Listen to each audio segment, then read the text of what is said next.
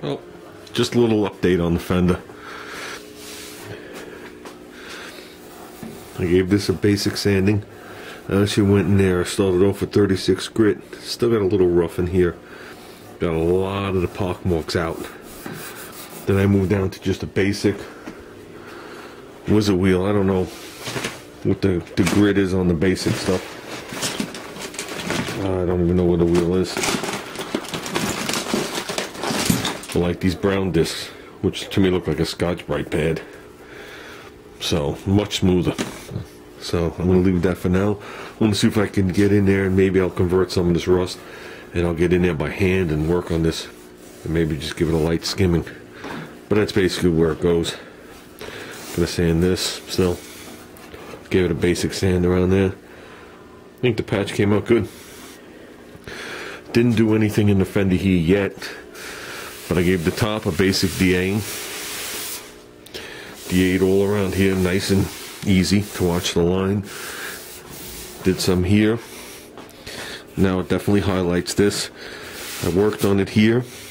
I don't know if you guys remember, had that Mound de Bondo right here. You can see somebody was in there with, I don't know what they used to grind that. But you can see here's the couple of pocks, and then here's the dent. Okay, now the well is low right here. So, and you can see it's hit here. So I figure I'm gonna go in there with a flat dolly. Or a dolly on the outside and go in there, maybe my pick hammer and try and work it out. My goal is to get this line right and to make sure this line is level or, you know, slightly under. You know, and the rest of this I'll work out to the best of my ability. But I can't have this, you can see it, you can't have this dip down. You gotta get rid of that. We worked this all out before I put the Fender on, so it's just a matter of like right here. So we got it small, but for some reason it was Bondo up to here and then, you know, down to here. You know, but like I said, the whole other part of that Fender was really bad. So I ground some of this off. It came around here. You know what it is? There's so many coats of paint there that you hit it with the DA and it's just like, DA's like, yeah, okay. So, but I don't want to damage any of the edges. I don't want to take the crispness off. So, but I want to finish stripping. I mean, as you can see, this still needs a good going over. You can still see parts of the original primer or e-coat, whatever they called it back then. I don't even know. But this is just the basic part. And let me see, I left it around the edge because I didn't want to sand the car. Started getting here. So yeah, the Fender's good. I want to really tackle it this weekend coming. I want to dive into it. I definitely want to get this worked out. Get everything worked out here with the patch, which is almost done. In case there's any other kind of metal work I have to do. You know, get the rest of the Fender stripped. I'll get the Fender stripped 100%. And I want to get the fiberglass, the Duraglass done. Oh, I still got to take care of here and here. Ding and ding. I got to hammer and dolly it a little. The Fender's not bolted on.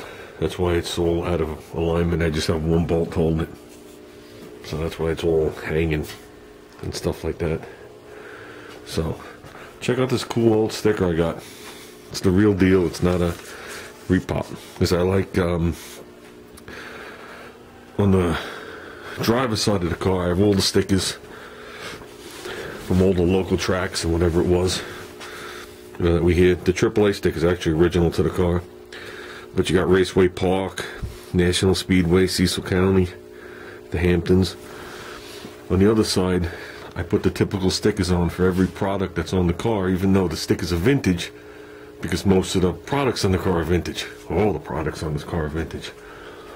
So, and I try not to put any decals on there that don't exist on the car. I think the only one that's on there now that's not on the car are the Craigers. But I used to have the Super Tricks on here, that's why I had the sticker. But I found this one.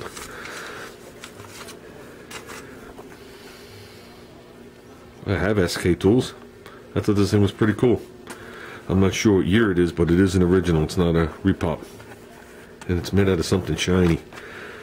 So, It should be able to handle me washing the car or whatever I'm going to do. On a little update on my video that was no heat, no problem, which everybody seemed to like but one person, but that, I don't care. The update on that is the adjuster came back down to check out that car, and he wanted to know, you know, what we came up with. And I brought him out there. The whole car was torn apart, as you guys saw. And I showed him everything, and I explained to him it needs a heater box. It's broken. He looked at that. He agreed. I showed him the wiring harness was crushed, and you can't repair a data bus line. He agreed. I showed him the sensor was missing. The room temperature sensor was missing. He agreed. And then he turned to me and goes, "Is this what it's going to take to fix the car?" And I said to him, "No, this is what it's going to take to get the data bus line working again, so I could see if there's anything wrong with the car."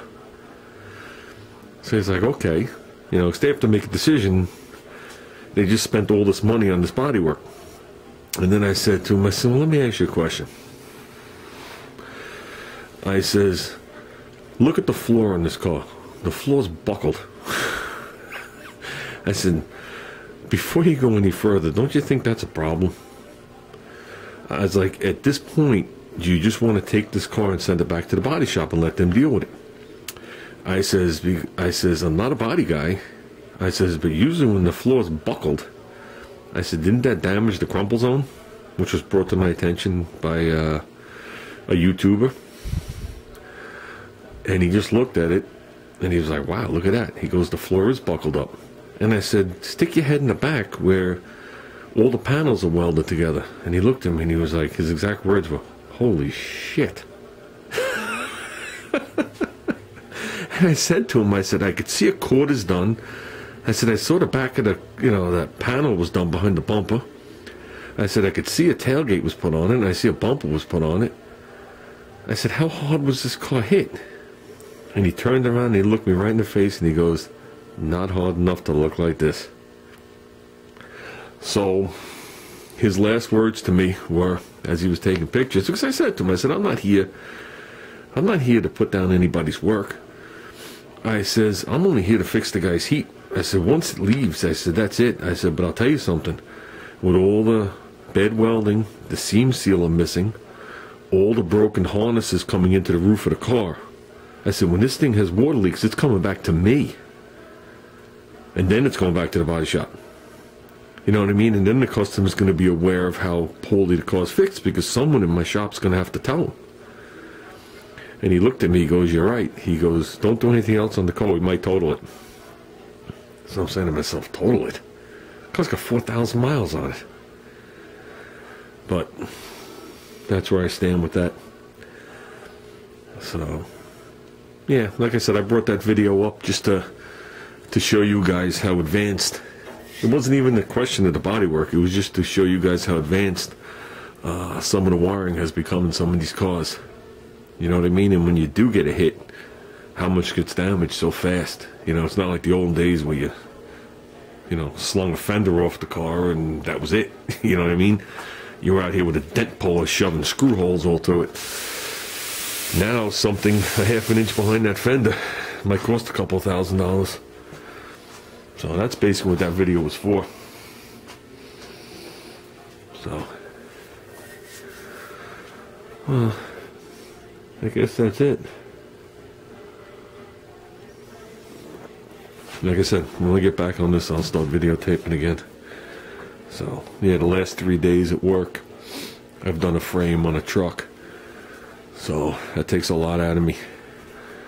You know, it's like any other piecework job. You try and do it as fast as you can to try and make, you know, your hours. And it just takes a toll. It takes a toll on my feet. Well, I'm sure what's above my waist is taking a toll on my feet, but it just, you know, you run around for 8 hours a day. You can do it one day, but when you do it like that, you know, almost 3 days in a row, non-stop, it gets to you. It gets to everybody at work that doesn't. So we had 4 roll out this week.